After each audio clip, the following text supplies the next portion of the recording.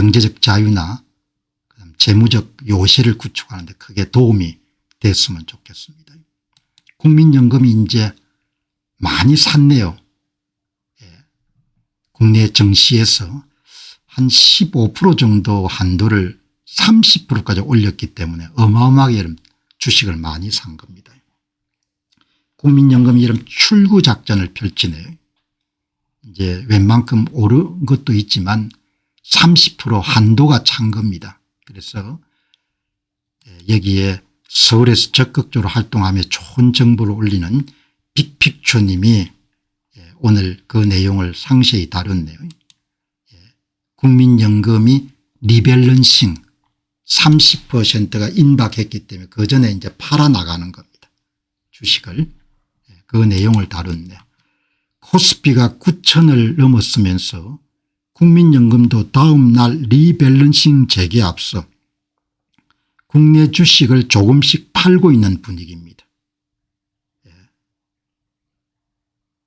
시장에서는 연기금 매매량의 대부분을 국민연금이 팔았을 것으로 봅니다. 3,930억 원을 지난달 27일 다음으로 두 번째로 큰 규모로 매각을 한 거예요. 그런 기사를 30%가 거의 임박한 것 같습니다. 그렇게 해서 여기도 보면은 국민연금 다음 달 강제 리밸런싱 돌입 이런 기사들이 계속 나오네요. 코스피가 9,000을 찍자 국민연금이 하루에 3,921억 불의 주식을 매각했습니다. 올해 두 번째로 큰 일일 매도 규모입니다.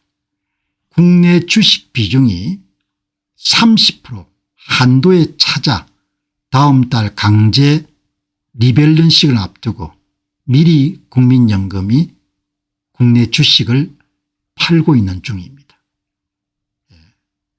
대기 물량만 55조입니다. 무슨 말입니까? 며칠 전에 닷을 치웠다고 박수하던 그 고래 국민연금이 코스피가 9,000을 넘자 조용히 출구를 찾고 있는 중입니다. 올릴 때는 정치가 힘을 쓰지만 팔 때는 국내 주식 한도 30%라는 규칙이 그것을 시킵니다. 이렇게 해서 여러분들 이제 물량을 코스피가 이제 좀 줄일 수밖에 없는 규칙이 이제 30%니까 그죠? 기계적 매도를 하는 거죠. 여러분들이 참조하셔 가지고 국내 시장에 투자하고 계신 분들은 한번 유의할 만한 그런 상황이겠네요. 자, 여러분 오늘 여기에 빅픽처님 콘텐츠는 항상 제가 챙겨보는데 오늘 재미나는 이야기가 나오네요. 요즘에 비트코인 가격이 죽을 수가 여러분들 별로 시장이 좋지 않은 상태인데 여기 한번 보시기 바랍니다.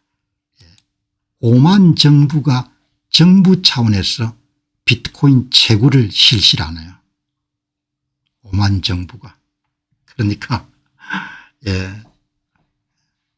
우리나라는 참 많이 뒤처져 있는 것 같아요. 이런 새로운 것을 받아들이는데 오만 정부가 전기를 비트코인 채굴에 쓰는 겁니다. 오만 정부의 주도하에 시작된 대규모 비트코인 채굴 연 3억 4,800만 달러 규모의 채굴 데이터 센터가 첫 번째 삽을 뜨면서 오만의 자유무역지대에서 올해 안에 전체 해시레이트 4분의 1까지 키우겠다는 계획을 발표했습니다. 국가가 직접 나서 가지고 이런 채굴 사업을 하는 겁니다. 그죠?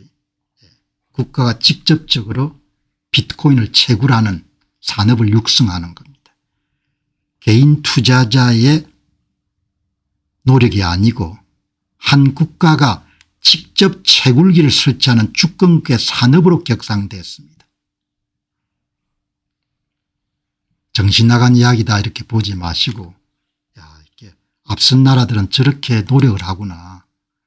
오만 정부는 비트코인 채굴을 AI 기계학습 블록체인을 사용하는 디지털 장치에 한 축으로 분류하고 있습니다.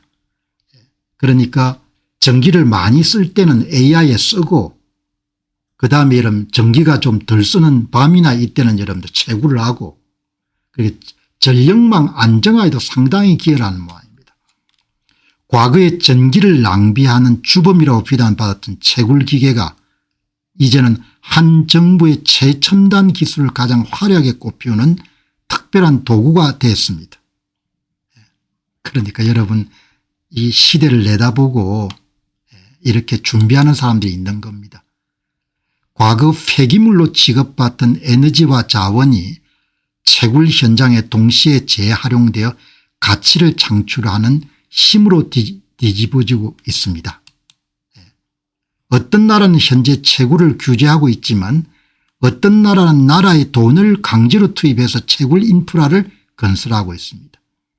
비트코인을 막으려는 국가들은 흐르는 시간을 억지로 멈추라는 반면에 이것을 수용하는 국가들은 다음 시대의 방향을 선점하고 있습니다.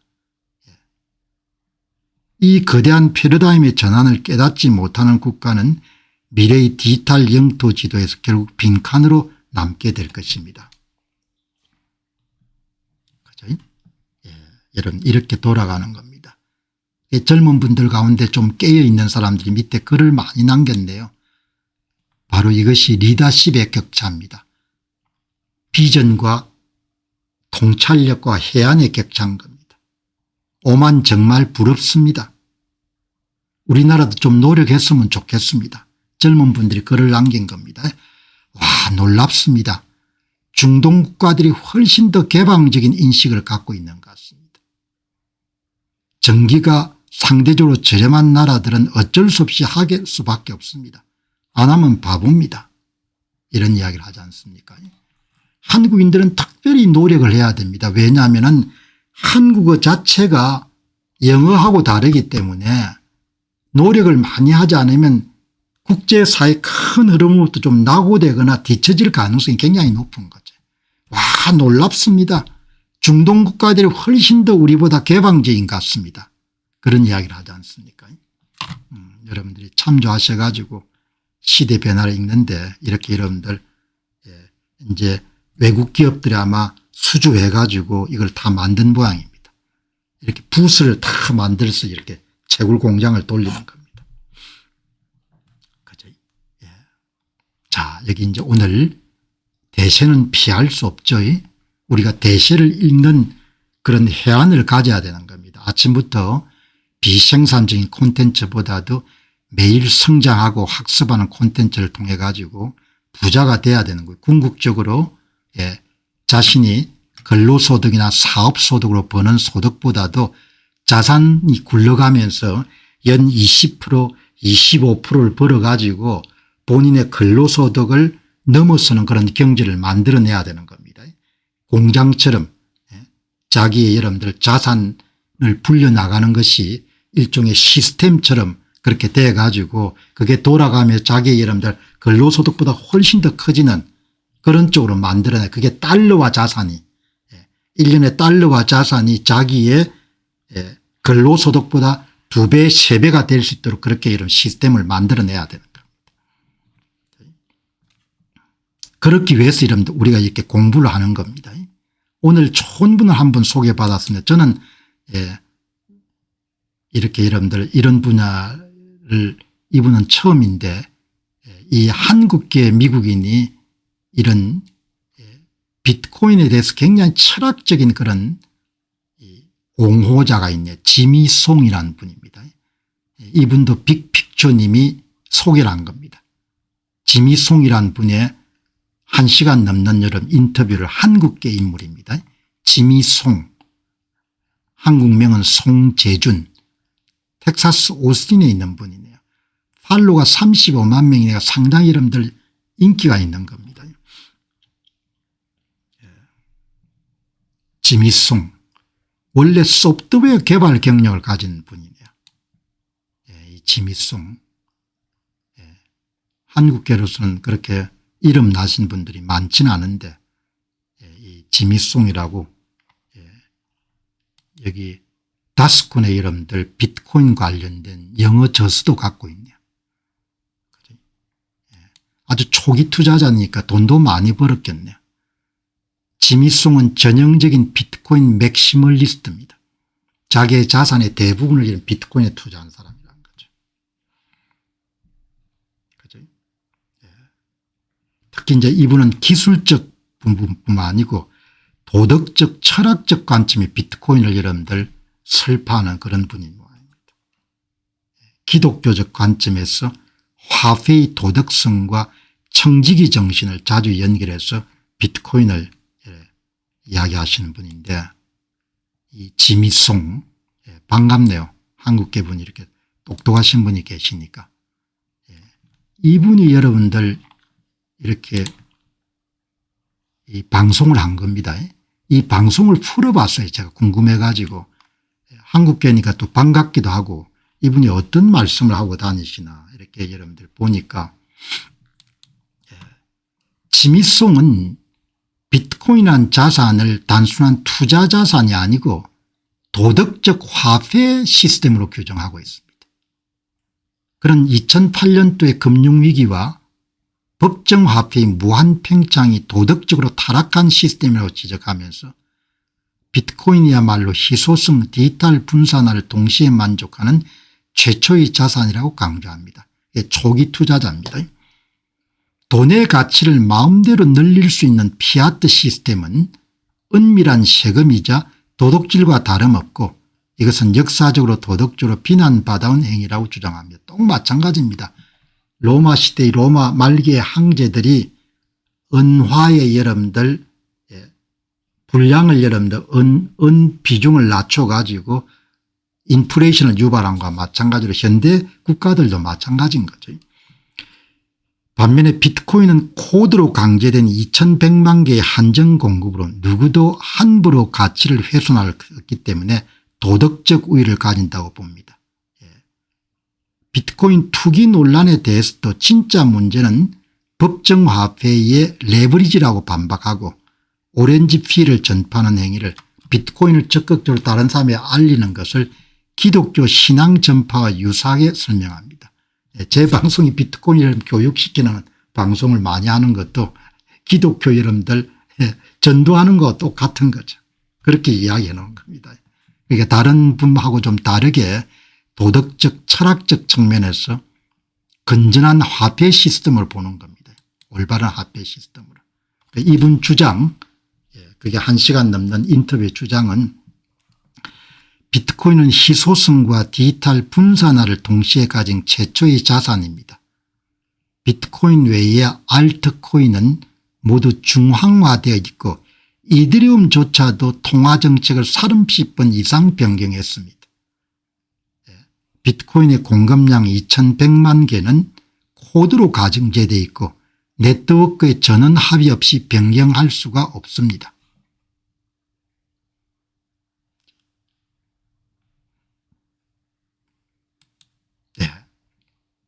2008년 금융위기 때 8천억 달러의 구제금융이 어디서 나오는지 의문을 가졌다는 거죠.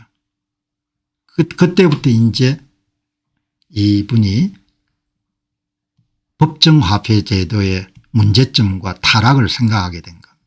다 만든 거죠. 그죠? 은화를 여러분들 분량을 줄여가지고 인플레를 남발한 거 똑같은 겁니다. 1959년 2890억 달러였던 M2 통화량이 2022년 22조 달러로 70배 평장했습니다. 인플레이션은 은밀한 세금이고 정부가 국민의 구매력을 훔치는 행위입니다. 하나도 틀린 게 없는 겁니다. 제가 만일 틀린 이야기를 하게 되면 이거는 저하고 의견이 다릅니다. 이렇게 이야기할 겁니다. 닉슨 쇼크 1971년 근본위제가 폐지된 이후에 달러는 무제한 반응이 가능해졌습니다. 달러와에 비해서 원화는 여러분들 더 가치가 심하게 떨어지는 겁니다.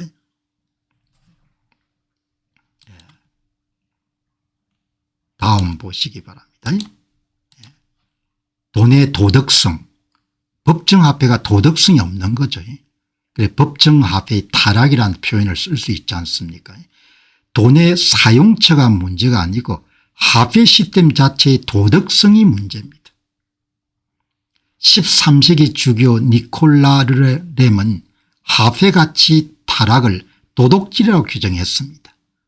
은하에다 이러면 은 함량을 줄이는 겁니다. 디지털 피아트는 버튼 하나로 화폐 가치를 희석할 수 있기 때문에 과거보다 더 위험합니다. 스테이블 코인 같은 걸 이야기하는 거죠. 디지털 머니, 법정 화폐와 1:1로 대응하는 것. 다음, 비트코인 투기는 피아트 화폐의 레버리지 때문에 가능한 일입니다. 무에서 돈을 창조하는 대출 시스템이 없다면 비트코인의 투기도 존재할 수 없을 것입니다. 비트코인을 다른 사람들에게 적극적으로 알리는 오렌지 필링은 기독교 신앙을 전파하는 전도와 유사합니다. 전도 행위하고 거의 유사합니다.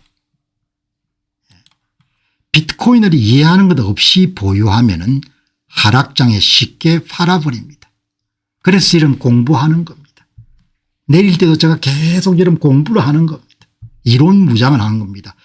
Without understanding, people will sell Bitcoin during the 80 drawdown. 80% 이런 비트코인 가격이 떨어지는 것이 지금까지 6번이 있었는데 그때 다 팔아버린다는 거죠. 이해가 없으면, 언더스탠딩이 없으면, 지식이 없으면, 지략이 없으면 다 팔아버리는 겁니다. 그래서 여러분들 이 투자 공부하실 때 집중해서 필요하면 여러분들 데스크에 앉아서 보시면 메모지도 하나 준비해 가지고 적어가면서 이렇게 들으시면 더 좋겠죠. 전도하는 거 똑같은 겁니다. 전도하는 거하고. 저 양반 왜 저렇게 열심히 이야기할까? 전도하고 똑같은 게 하나님 여러분들 알리는 거하고 똑같은 겁니다. 하나님을 여러분 알아야 깊은 평강이 함께 하지 않습니까? 돈을 아무리 벌어보시기 바랍니다. 물건을 아무리 좋은 걸 사더라도 인간은 영적인 존재이기 때문에 존재론적으로 허무감으로부터 자유로울 수가 없는 겁니다. 하나님을 못 만나면은 인간은 그 사람이 뭐 아무리 학식이 많든 뭐든 하니 간에 공허감으로부터 자유로울 수가 없는 겁니다. 그 emptiness, 공허감으로부터 허전함으로부터 자유로울 수 없는 겁니다. 권력을 쥐어봐도 다 마찬가지입니다. 그 허전함으로부터 자유로울 수 없는 겁니다. 하나님을 못 만나면은 그러니까 전도를 하지 않습니까? 마찬가지인 겁니다.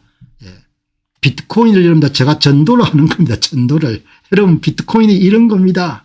그렇게 이야기하는 겁니다.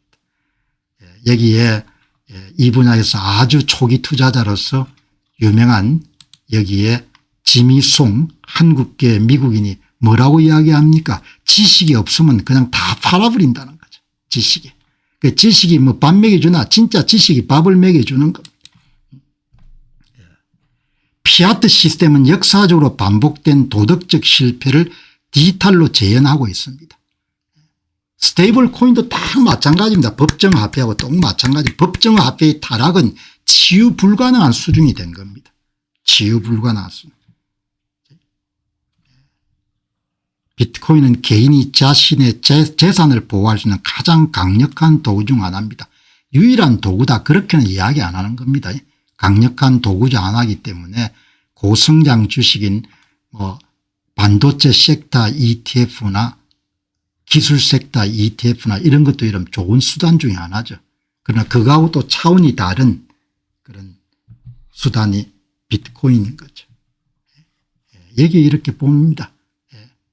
이러면 하나님을 알고 하나님을 잘 만나는 것 자체가 실존적 공허감으로부터 탈출할 수 있는 유일무이한 출구입니다.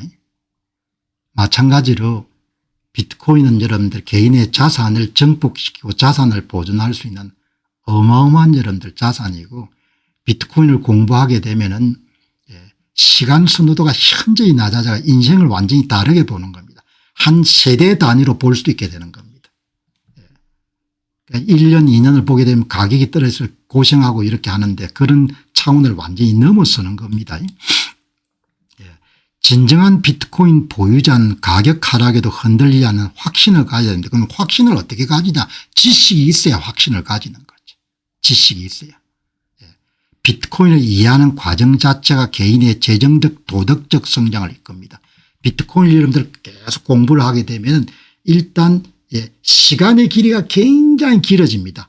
로우 타임 플랫브런스 시간의 선호도가 낮아지기 때문에 자기의 여러분들 자산 관리나 이런 것을 굉장히 길게 보게 되는 겁니다. 여기 보시면 비트코인을 이해하는 과정 자체가 개인의 재정적 성장과 도덕적 성장을 이끕니다. 오늘 여기에 한국계 비트코인 투자자이자 교육자인 이 지미 송님을 저는 오늘 처음 소개하는데 이분의 의견에 뭐 대부분 다 동의하는 거죠. 그러니까 여러분들이 지미 송 씨는 영어가 능숙하기 때문에 영미권을 상대로 하지만 뭐 우리는 태생적으로 영미권을 넘어갈 수는 없으니까 오늘 여러분들에게 이야기를 드리는 겁니다. 그러니까 제 진심을 잘 담으셔 가지고 방송 들으실 때 그런 진심을 담아서 여러분 들으시고 잘 소화를 하셔 가지고 활용하시기 바랍니다. 여기 보시면은 가격 폭락이 여러분들 발생한 겁니다. 여기 보시면은 어제 여러분들 아무 걱정할 필요가 없는데 이때는 왕창 사야 되거든요. 돈이 있으면은. 어제 13%를 주는 세타 SATA하고 11.5%를 주는 SDRC 디지털 크레딧 상품들의 가격이 어마어마하게 떨어졌습니다. 그래서 뭐 다들 야단이었는데 이때 사야 되는 거죠. 스트라이브사 13%짜리 비트코인 배당 상품을 판매하는 매트콜 이분은 미국의 국채를 거래하던 사람입니다. 큰 회사에서. 그러니까 이번 일을 명쾌하게 설명하는 겁니다. 여러분 지식이 있어야 잠언 말씀대로 지략이 있어야 백성이 사는 것이고 지략이 없으면 백성이 망하는 겁니다. 아무도 가르쳐주지 않는 여러분들 이 투자 지식을 우리가 진짜 여러분들 새벽마다 이마에 여러분들 수건 걸어매고 여러분들 공부를 해야 되는 겁니다. 공부를 해가지고 완전한 신념 투자자가 돼야 되는 거죠. 배당 소득이 필요한 사람들은 어제 같은 날 왕창 사야 되는 거예요. 그냥 눈 딱 감고 그죠?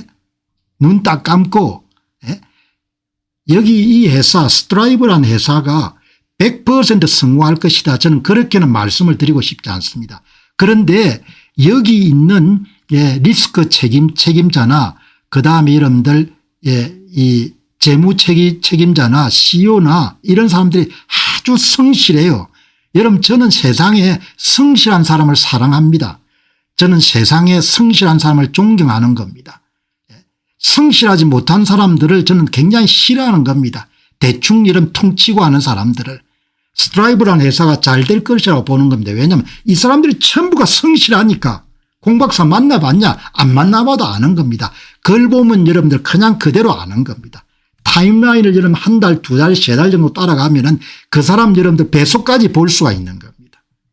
이 맥콜이라는 사람은 큰 회사에서 미 국채를 트레이드하는 사람입니다. 트레이드하는 사람이니까 이런 사람이 디지털 자산 시장에 이런 뛰어들어 가지고 여러분들 사업을 하는 겁니다. 여러분들 오늘은 디지털 크레딧 역사상 가장 힘든 날이었습니다. 어제 목요일 날 이런 가격이 엄청나게 떨어졌습니다. 얼마나 떨어졌냐 충격적일 정도 떨어졌습니다. 이게 마이크로 스트레치가 발행하는 연구 우선주 SDRC 일명 스트레치가 여러분들 $100 기준 가격인데 80 여러분들 무슨 뭐 $3까지 떨어진 겁니다. 진짜 여러분들 배당 소득이 필요한 사람들 이때 왕창 사야 되는 겁니다. 그냥 눈 딱 감고 남들이 전부 다 이런 도망갈 때 그다음에 여기에 맥콜 사장이 운영하는 스트라이브사에서 좀 출시한 세타가 이런 가격이 90 무슨 3불까지 떨어진 겁니다. 93불까지 떨어졌다는 것은 디스카운트가 이런 마이너스 7% 그냥 처음에 7% 먹고 들어가는 거죠. 이 13% 주는 상품이지 않습니까? 그래서 뭐 사람들이 야단 난 겁니다. 무슨 큰일 났다. 이제 뭐 어떻게 된다. 무슨 망했다. 그런 생각을 하면 안 되는. 그래서 평소에 공부를 이름 축 짜고 해야 되는 겁니다. 특별히 이런 시간 내서 할 거 없고 공병호 TV 볼 때 여러분들 초집중해서 들으시면은 그걸로 여러분들 다 전문가가 되는 겁니다. 여기 보시죠. 맥콜 씨가 국채를 트레이드하는 사람이니까 명쾌하게 이야기하는 겁니다. 어제 가격이 왜 떨어졌냐. 간단한 겁니다. 너무 좋은 상품이니까 고액 여러분들 초대형 투자자들이 가만히 있어도 좀 13% 여러분들 이자를 탁탁 주니까 욕심이 더 생겨가지고 본인이 갖고 있던 투자한 돈에다가 그걸 담보로 해가지고 부채를 일으켜가 레버리지를 일으켜가 여러분들 더 많이 산 겁니다. 더 많이 샀는데 예상과 달리 가격이 여러분들 하방으로 움직인 겁니다.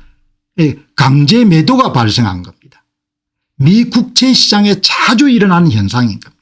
자주 일어나는 현상. 오늘 발생한 이 부분은 특별합니다. 맥콜 씨가 거의 경력의 대부분을 국채 트레이드를 했기 때문에 이 시장을 잘 압니다. 오늘 발생한 디지털 신용자산 SDRC와 세타의 급락과 반등은 기초자산인 비트코인의 신용도 약화가 아니고 투자자들 가운데 대형 투자자들이 과도한 레버리지 투자를 했는데 가격이 떨어지면서 레버리지 청산을 위한 강제 매도가 연쇄적으로 일어났으면 가격이 떨어져 버린 겁니다. 이런 그 현상은 전통 금융시장 미국 국채 고레버리지 파산 사례로서 자주 발견되는 겁니다. 특히 안전하고 매력적인 자산일수록 투자자들이 과도한 차입을 사용해서 변동성을 키우는 경향이 있기 때문에 이런 현상이 발생한 겁니다. 이렇게 이야기하지 않습니까? 그러니까 그냥 배당 소득이 필요하신 분들은 이렇게 한 번 더 떨어지는 상황이 있으면 무조건 사야 되는 겁니다. 두 회사를 한 50% 해가지고 뭐 부동산 신탁회사 이런 거 이러면서 할 필요가 없는 겁니다. 이런 거 그냥 사놓으면 되는 겁니다. 100% 당신이 개런티 하겠냐. 개런티 할 수 있는 투자는 없죠. 그러나 파산 위험은 현저히 낮은 겁니다. 명쾌하게 여러분들 경력의 대부분을 국채 트레이드를 한 사람이 정리를 해 주는 겁니다. 레버리지 청산으로는 시장이 급변동한 거다. 그러면 이런 레버리지는 누가 많이 하느냐. 자산이 좋을수록 레버리지를 많이 건다는 겁니다. 투자자들은 수익률이 좋고 변동성이 낮으면 신용도가 탄탄한 자산을 발견하면 단순히 보유한 데 그치지 않고 이것을 담보로 과도한 대출을 받아 레버리지를 극대화합니다. 13%씩 받아보니까 기분이 너무 좋죠. 채권금리가 4%도 안 되는데 13% 따박따박 들어오고 그리고 특히 세타 SAT는 매일 배당을 주니까 사람들이 정신이 나갈 겁니다. 그러니 레버리지를 많이 여러분들 일으켜 가지고 사놓으니까 가격이 조금만 변동하니까 이런 강제 청산이 일어난 겁니다. 강제 청산이. 그래서 여러분들 가격이 어제 크게 떨어졌는데 이제 월요일 날 여러분들 시장이 어떻게 보일지 모르겠지만 그대로 바로 반등했지 않습니까? 이거 싸다 이렇게 사람들이 생각해 가지고. 과도한 레버리지를 쓴 상황에서 시장이 조금만 불리해지면 가격이 떨어지면 강제 매도가 연쇄 반응으로 일어나게 됩니다. 이걸 우리가 흔히 마진콜이라고 부릅니다. 마진콜이 발생하면 다시 더 큰 매도를 낳는 악순환이 발생하기 때문에 자산의 펀더멘털과 관계없이 여러분 가격이 떨어지는 겁니다. 이 같은 현상은 전통 금융시장에 수없이 반복됩니다. 왜냐하면 이 양반이 이런 일을 해왔으니까. 역사상 가장 큰 헤지펀드 파산 사례 중 일부는 미국 국채 고레버리지 포지션 때문이었습니다. 아마 이런 경우가 비슷한 사례가 실리콘뱅크 파산도 이런 사례와 비슷할 겁니다. 국채 자체의 신용도나 디지털 신용상품의 이런데 신용도가 떨어져서가 아니고 레버리지를 투자자들이 많이 잃었기 때문에 이런 일이 발생한 거죠.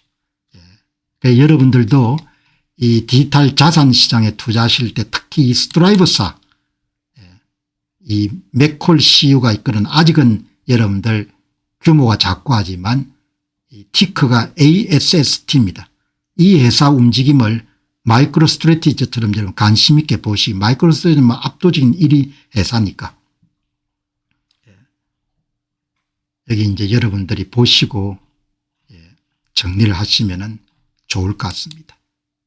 여기 제임스 온 박사는 항상 이런 옳은 이야기를 합니다. 이번에 SDRC의 가격이 폭락한 것은 전형적인 민스크 법칙 사례입니다. 낮은 변동성과 현금성 수익력을 내세워 판매됐던 상품이 일부 투자자가 고부채 투자자들이 마진 한도에 도달하자 강제적인 청산이 이어졌기 때문입니다. 상품 자체에 문제가 있던 것은 아닙니다. 그죠? 이렇게 생각하셔 가지고 적극적으로 대처하시면 좋겠습니다. 자, 이제 비트코인을 투자하신 분들은 비트코인의 레버리지 상품을 관심을 가지기 때문에 오늘 여기 부분에 대해서 한 번 정도 더 정리를 하죠. 이 양반이 스트라이브사의 리스크 최고 책임자입니다. 제가 자주 말씀드렸다시피 잘생겼고 똑똑한 사람입니다. 재보험업계에 오래 있었던 사람입니다. 우리는 주식시장에서 세타를 발행해서 2천억 달러를 조달해 가지고 비트코인을 계속 사겠습니다. 이렇게 이야기한 겁니다. 그래서 비트코인 가격이 오를 수밖에 없을 것입니다. 이런 이야기를 하는데 신용시장에서 2천억 달러를 주식을 발행할 겁니다. 세타 SAT에 2천억 달러 팔릴 겁니다. 13% 주니까 누가 안 사겠습니까? 우리 목표는 신용시장을 통해 2천억 달러의 새 자본을 끌어와서 비트코인 가격을 끌어올리는 것입니다. 목표는 비트코인 가격을 끌어올리는 건 아니지만 이런 스트라이브사 같은 데서 2천억 달러를 배당 주식을 팔아가 비트코인을 사면은 가격이 좀 올라가겠죠. 또 여러분들 비트코인을 계속 사모으게 되면은 스트라이브사의 주가도 오를 것이고 회사 가치도 올라갈 거니까 회사 가치가 여러분 올라가면 또 그걸 담보로 해서 또 여러분 더 레버리지를 일으킬 수 있지 않습니까? 새 자본이 들어와 가격이 오르면 모든 보유자의 자산과 회사 가치가 같이 오르고 그 가치는 담보가 되어 더 많은 대출 사업 확장을 낳게 될 것입니다. 그런데 오늘처럼 어제처럼 만일에 비트코인 가격이 계속해서 하락하거나 이렇게 하면은 한 곳이 마진콜이 걸리면은 5곳, 10곳, 15곳이 동시에 당겨지기 때문에 좀 위험이 있을 수가 있는 거죠. 그래서 비트코인 계열 투자도 비트코인 현물 투자가 1등이고 비중으로 따지게 되면 나머지의 MSTR이나 스트라이브사에 대한 투자는 비중이 단정히 낮아져야 되겠죠. 리스크를 감안하게 되면 물론 뭐 본인이 리스크를 그런데 감당 안 하겠다 그렇게 생각하면 더 많이 투자할 수 있겠지만 비트코인은 신용팽창의 하피를 망가뜨리는 걸 보고 만들어진 자산입니다. 그래서 이 비트코인 레버리지 투자는 어떻든 자기가 리스크를 감당할 수 있는 한도 내에서 이루어져야 된다. 투자자들이 여러분이 투자하려고 하는 것이 부채에서 자유로운 그런 자산인지 아니면 그 경화 하드 퀄런시를 담보로 다시 쌓아 올린 새로운 신용상품인지를 잘 구분하셔 가지고 결정을 하셔야 된다. 그런 이야기를 한 거죠. 비트코인 투자는 시스템을 붕괴를 방지하는 순수한 경화로서의 가치와 신용시장이 만드는 레버리지의 폭발력 사이의 정교한 균형을 잡는 과정입니다. 무슨 이야기인가 하니까 MSTR 투자하고 이런 비트코인 투자 사이에 균형을 잘 잡으라는 겁니다. MSTR이 기대 수익률이 높기 때문에 전부 다 이런 몰빵하지 말라는 이야기인데 가격 상승기에는 부채를 활용한 신용상품이 자산 가치를 극적으로 뻥튀기 해주지만 하락기에는 동조화된 마진콜로 이런 모든 피라미드가 한순간에 무너질 수가 있습니다. 자산의 중심축을 흔들리지 않는 비트코인에 단단히 고정해 두는 것이 안전합니다. 레버리지 상품은 시장의 유동성 확장을 활용하는 극히 제한적인 도구로만 접근하고 결국 신용이 닿지 않는 순수한 비트코인만이 최종적인 피난처가 된다는 본질을 잊지 마시기 바랍니다. 물론 뭐 본인이 자본력이 커가지고 리스크를 좀 더 많이 감당할 수 있다 뭐 이렇게 하면 또 더 투자할 수도 있는 거죠. 그거는 걸 여러분들이 잘 염두에 두셔가지고 오늘 방송 준비하면서 이 스트라이브사의 부사장으로 있는 아주 성실한 전문가인 조 버넷이 여러분들 X를 상겨봤더만은 비트코인은 특정 기업 개인 또는 정부와 무한히 초월하는 존재입니다. 그것은 인류가 돈과 자본과 상용하는 방식을 바꾸는 근본적인 프로토콜입니다. 하프의 인터넷하고 똑같은 겁니다. 하프의 인터넷하고 지금 가격이 많이 죽을 쓰고 있기 때문에 그렇게 호소력이 없지만 대단히 중요한 메시지입니다. 다음 보시죠. 비트코인은 장기 자본이고 디지털 신용은 중기 자본이고 디지털 화폐 스테이블 코인 같은 건 단기 자본이고 그다음 하나 빠졌죠. 디지털 에퀴티 MSTR 같은 주식입니다. 변동성이 크고 비트코인보다 훨씬 고수익성 상품이죠. 이 모든 것은 비트코인의 우수한 화폐적 특성 덕분에 비트코인의 막대한 유동성 위에 구축됩니다. 뭐 가격이 많이 떨어져 있는 상태이기 때문에 여러분 가운데 믿지 않는 분도 계시겠지만 이 모든 것은 비트코인으로 향하는 다리고 그 다리는 부서지지 않았습니다. 부서지지 않았습니다. 그죠? 부서지지 않은 거죠. 자, 여러분 오늘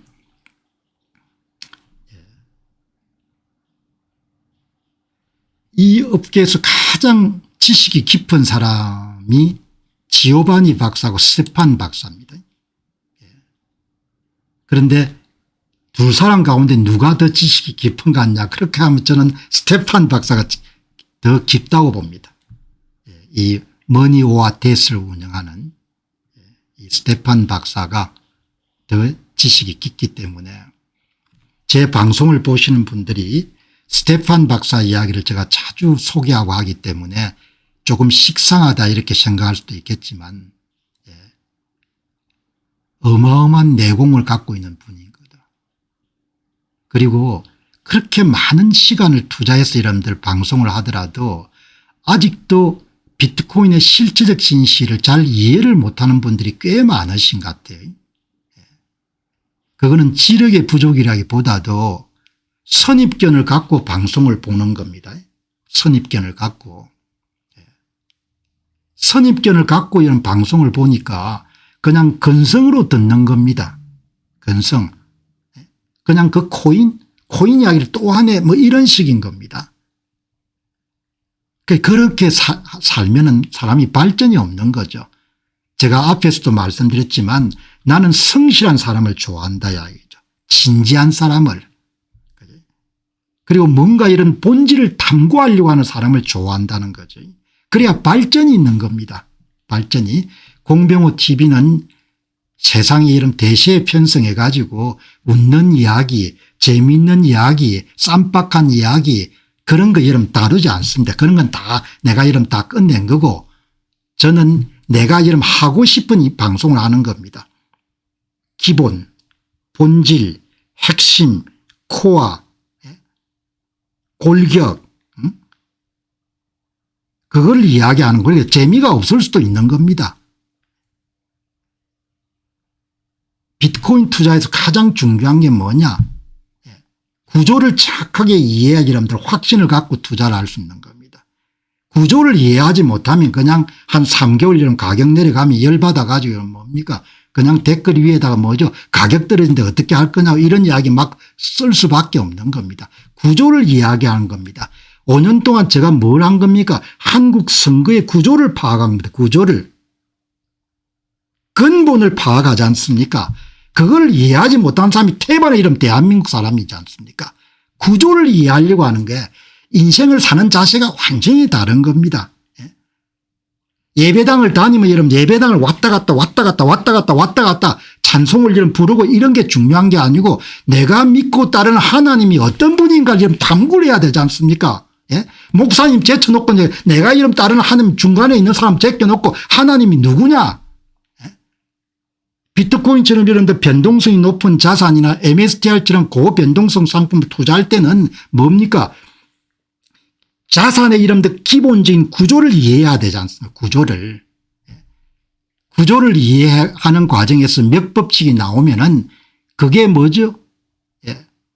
그게 뭐 아무것도 아니다. 도움이 안 된다. 그렇게 이야기하면 과학하는 태도가 전혀 안 돼 있는 거죠. 과학이라는 것은 구조를 발견하고 그 구조가 미래를 전망하는 데 도움을 받는 게 과학이지 않습니까? 우리가 여러분들 먹는 무슨 아스피린이나 이런 게 뭐죠? 전부가 뭡니까? 그 물질의 구조를 수학적으로 파악하는 거잖아요. 수학적으로 파악하면 그 구조가 어떻습니까? 바뀌지 않잖아요. 그래서 다음에 처방을 줘가 여러분들 무슨 약품들이 다 나오지 않습니까? 세상을 살면서 여러분들 이치라는 게 있지 않습니까? 선거를 보면 선거를 구조를 파악해야 이러면 다음에 선거가 어떻게 만들어질 건 다 알 수 있지 않습니까? 그러니까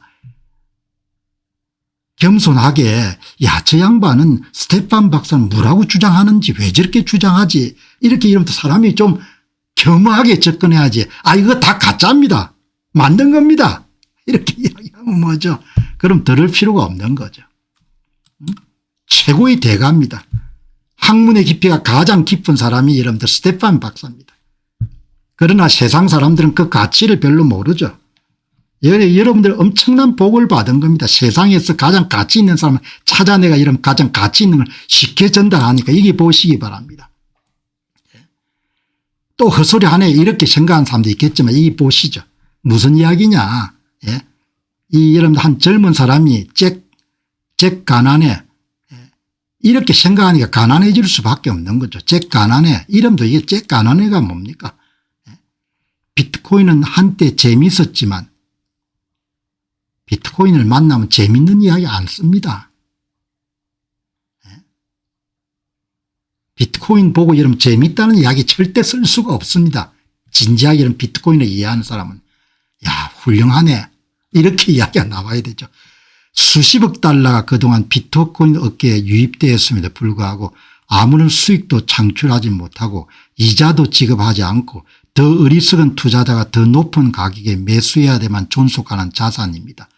디지털 금이라는 용어는 유동성 확보를 위해 외탈을 손보는 사람들이 만들어낸 말입니다. 비트코인은 그냥 카지노입니다. 이렇게 이야기하지 않습니까? 이렇게 생각할 수도 있는 겁니다. 그런데 이 사람은 영원히 가난할 것 같아요. 이름이 잭 가난해니까.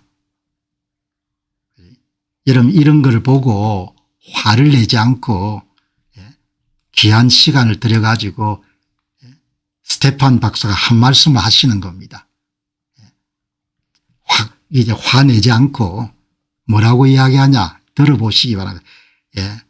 좀 이따 풀어도 말씀드릴 테니까 주옥 같은 이야기를 합니다. 비트코인의 공정가격선 가격 추세선은 탄생 일수의 5.7제곱배에 비례합니다. 그리고 30번 이상의 유의미한 교차를 기록했습니다. 이 추세선의 통계적 지속성은 학자들이 발견한 많은 방법 ADF 기법, PP 기법, KPSS 기법, 이글 글랭즈 기법, 헐스트 엑소메트 등을 통해 검증했습니다. 여러분들이 구체적인 방법 알 필요가 없습니다. 뭐냐면은 모델을 검증하는 통계 테크닉입니다. 놀랍게도 하락 교체가 많았음에도 불구하고 가격이 여러분들 80% 떨어지는 게 6번 정도가 있었는데 많은 사람들은 여전히 이제는 더 이상 상승할 리 없다고 믿습니다. 가격이 떨어지면 항상 그렇게 낙담해서 팔고 떠나는 사람이 수없이 나오는 겁니다. 이 맥법칙의 지속성과 맥법칙 주변에서의 진동현상을 스케일 불변 린디 효과라고 부릅니다. 여러분 우리가 살면서 과학적 사실에 대한 굉장히 여러분들 열정이 있어야 되는 겁니다. 그냥 떠드는 게 아니고 맥법칙의 지속성과 진동 현상을 스케일 불변 린디 효과로 부릅니다. 여러분 조금 이따 이게 뭔지를 풀어가 말씀을 드릴게요. 그냥 한번 일단 들읍시다. 사람들은 매번 비트코인 가격이 하락 바닥을 치고 나면은 튤립이다, 폰지 사기다, 무수익이다, 마법의 흡수 장벽 같은 오래된 이야기를 반복합니다. 이미 15배나 하락 교차를 겪었음에도 이번에는 다르다고 확신합니다. J스코어 -2라고 특별한 의미가 있는 것이 아닙니다. 이것은 가끔 발생하는 정상적인 현상입니다. 진짜 신호는 잔차가 영선 위아래로 반복적으로 교차하는 것입니다. 이거는 가파른 상승 몇 법칙의 추세를 제거한 이후에 나타난 움직임입니다. 현재까지 비트코인 업계는 1000억 달러가 유입됐습니다. 그러니까 스트라이브사이스 이름들 세타 발행해 가지고 13%짜리 이런 비트코인 담보상품 발행해가 2000억 달러를 끌어들이겠다는 엄청나게 큰 돈입니다. 앞으로 더 많은 자금이 들어올 가능성이 높습니다. 여러분, 저는 선거에 손을 태고 여러분들 이제 떠난 겁니다. 구조를 발견했기 때문에 끝났다고 본 겁니다. 구조가. 그 구조가 반복될 거라고 본 겁니다. 한치도 여러분들 저는 기본적인 자세가 변한 게 없는 겁니다. 그리고 이런 비트코인을 이런 대하는 겁니다. 비트코인은 뭐냐, 구조를 파악하는, 일단 구조를 파악하는 겁니다. 그 구조는 변함이 없다고 보는 겁니다. 여러분 얼마나 대단한 겁니까? 지금까지 그 야단을 17년간 뿌려가 1000억 정도 들어온 겁니다. 비트코인 업계 1000억 정도 기껏 들어온 겁니다. 한 회사가 2000억 정도를 이런 시장에서 끌어들이겠다는 겁니다. 그 젊은 사람이 누굽니까? 그 젊은 사람 이름들 조금 전에 소개한 그 젊은 사람이 잘생긴 스트라이브사의 리스크 최고 책임자인 월턴입니다. 월턴. 우리는 신용시장을 통해 2,000억 달러의 새로운 돈을 끌어들일 겁니다. 이 사람들 해낼 겁니다. 원강 성실하니까. 어떻게 사람들이 이렇게 전부가 성실한 사람끼리만 다 모였는지 2,000억 끌어들일 겁니다. 여러분들 그동안 그렇게 난리법석을 17년만 됐는데 고작 들어온 돈이 1000억 불 정도 들어온 겁니다. 1000억 불 정도. 어마어마한 거죠. 현재까지 1000억 달러밖에 안 들어왔다는 겁니다. 그죠? 우리는 한 번 정도 더 짧은 거리지만 이런 것이 주옥 같은 거리인 겁니다. 주옥 같다는 이야기는 한 사람이 이러한 50년 정도 리서치를 하지 않고서는 이 정도의 이야기가 나올 수가 없는 그런 글인 겁니다. 그런 걸 미국 사람들도 가치를 잘 모릅니다. 이 가치가 얼마만큼 이런 정도의 코멘트가 나올 정도면은 공부가 얼마나 깊어야 될지 보시죠. 이제 풀어 쓴 겁니다. 여러분과 제가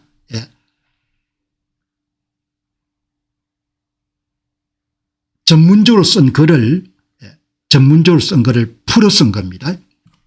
비트코인은 자기만의 확실한 추세선을 따라가고 있습니다. 비트코인 가격은 제멋대로 움직이는 것처럼 보이지만 지난 17년 동안 탄생일수의 5.7 제곱에 비례한다는 일정한 규칙을 그리며 성장해왔습니다. 이런 것이 다 가짜고 그냥 사후적으로 짜 맞춘 거다 이렇게 생각하는 사람들이 공병호 TV를 수없이 들으면서도 여러분들 그런 댓글을 남기는 사람들이 많은 겁니다. 그럼 뭐 내가 설득하거나 이렇게 설득할 그런 의지는 없는 거죠. 그럼 투자 안 하면 되는 겁니다. 가격이 오르내리면서 이 기준선과 추세선이 있으니까 추세선은 30번 정도 이런 가격이 만난 겁니다. 이 길은 매우 정확합니다.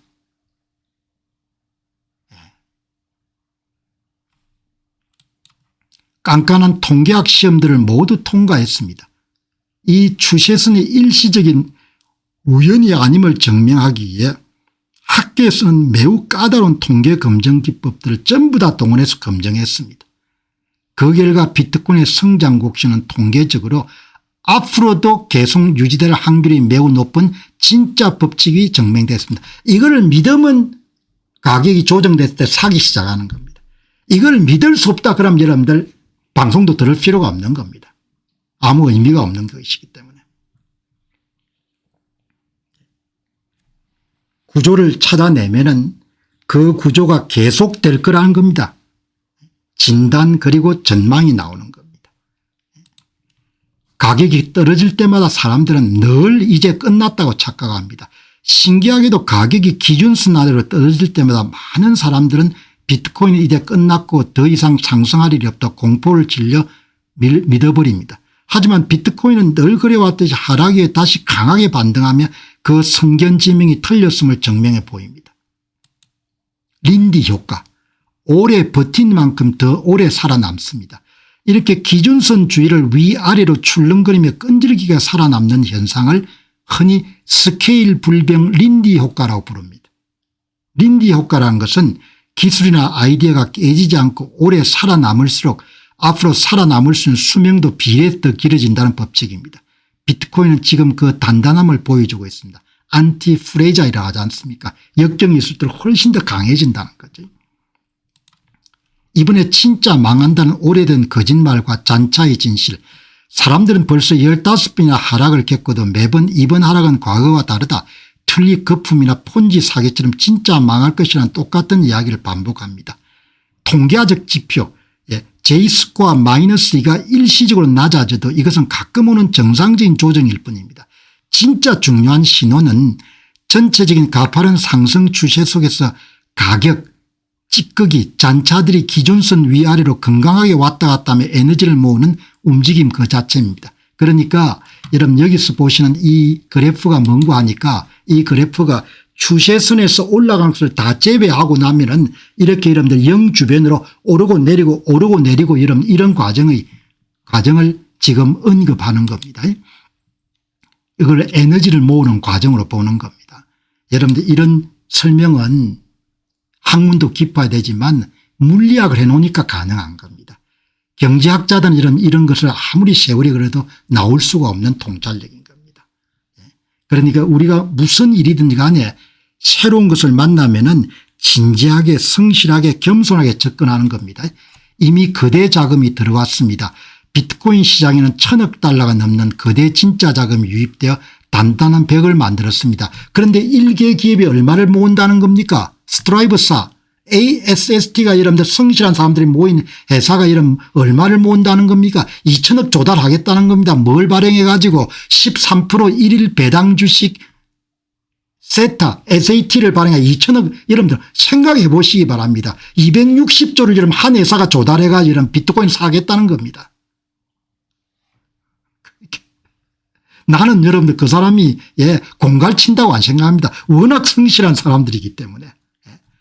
데이터가 보여주는 이 확실한 법칙 덕분에 앞으로도 훨씬 더 많은 글로벌 자금이 비트코인으로 흘러올 가능성이 매우 높습니다. 가격이 좀 떨어지면 고통스럽지만 아무것도 아니지 않습니까? 10년 지났는데 여러분 저는 비트코인 투자를 어떻게 보느냐 세대 간 부의 이전 정도로 보는 겁니다. 내 세대는 팔아가 이러면 돈 쓸 생각이 하나도 없는 겁니다.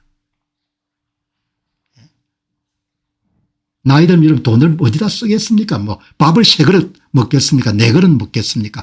온리님 고맙습니다. 밥을 뭐 4그릇 먹겠습니까? 옷을 뭐 치장을 하고 다니겠습니까? 뭐 하겠습니까? 하나님이 도우셔가지고 20년 30년도 살 수 있으면 내 투자 가설이 이런 맞아떨어지는 걸 보고 가는 겁니다. 내가 틀렸든지 아니면 맞든지 맞을 가능성이 훨씬 높겠죠.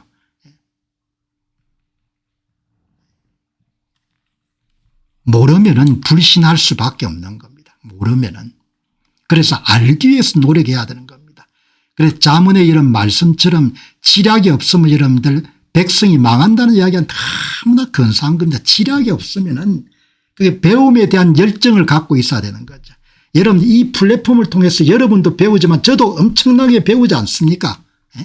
매일 배울 수 있으니까 방송을 매일 할 수가 있는 겁니다. 모르면 불신할 수밖에 없는 겁니다. 모르면 모르는 걸 배워야 되는 거죠.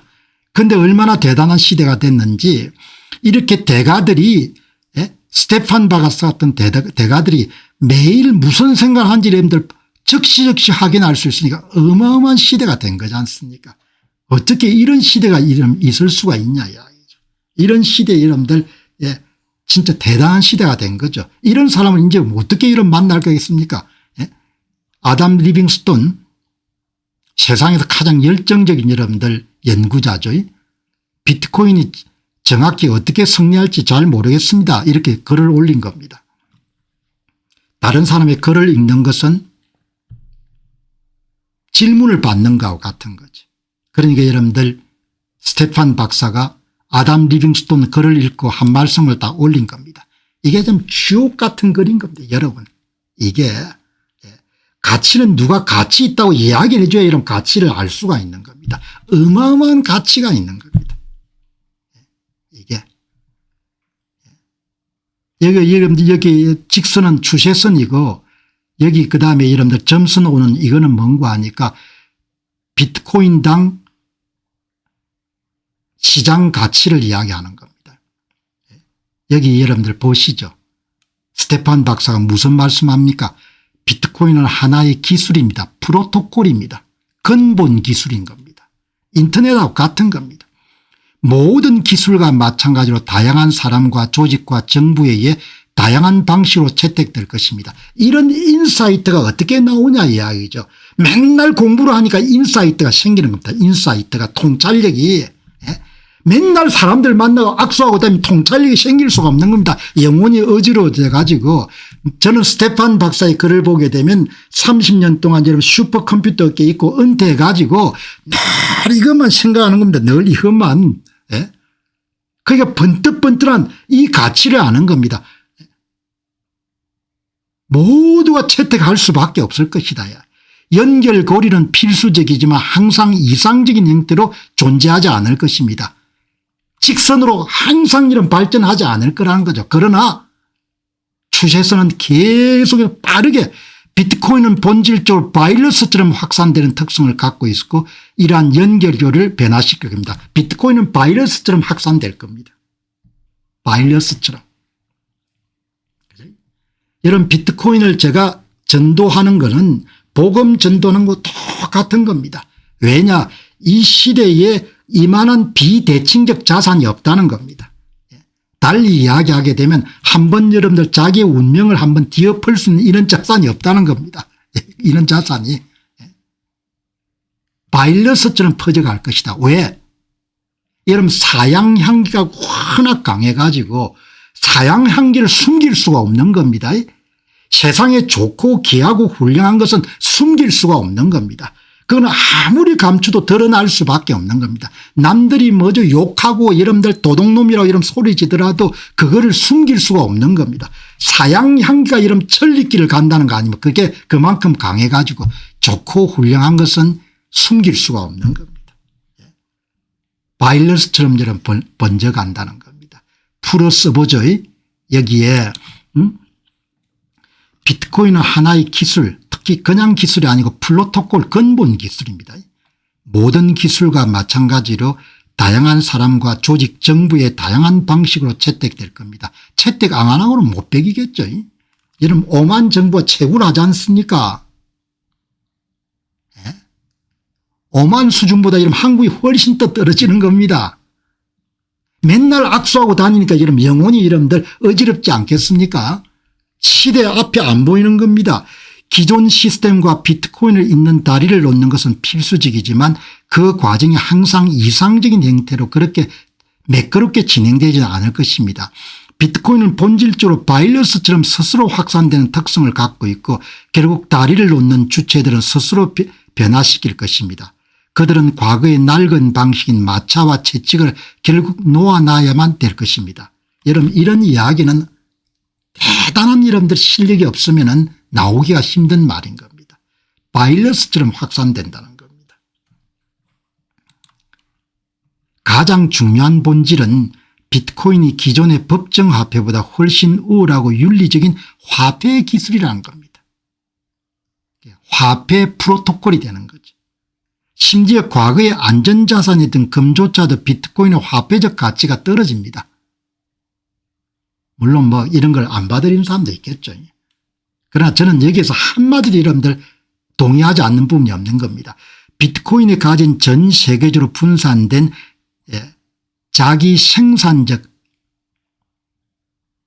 오토노머스 자기 생산적 특성 에너지와 수학에 기반한 과학적으로 정확한 절대적 요한성은 비트코인의 필연적인 성장 궤도를 만들어냅니다. 비트코인의 성장은 주로 인류의 입소문과 바이러스처럼 확산되며 점차 고자본 계층의 채택이 거대한 물결처럼 이어지게 될 겁니다. 여러분 이런 종류의 통찰력도 대단한 거지 않습니까? 더 이상 할 이야기가 없습니다. 돈 가진 사람들이 더 많이 사겠죠. 막. 이 과정에서 깨지지 않는 강력한 맥법칙적 행동약이 나타나고 이것은 이미 시장에 고착되어 있습니다. 2016년부터 여러분들 베타값 기울기가 거의 변동이 없지 않습니까? 이제는 사람들이 비트코인을 어떻게 사용하고 보유하는지 그 누구도 통제할 수 없습니다. 아무도 막을 수가 없습니다. 물론 분산된 자유로운 화폐를 억압하려는 권위주의적 정부라면 통제를 시도해 볼 수 있겠지만 그러나 뭐 글로벌 자산인데 자기 혼자 여러분들 통제하고도 그 나라만 낙고되겠죠. 이미 비트코인의 비밀은 세상에 완전히 드러났습니다.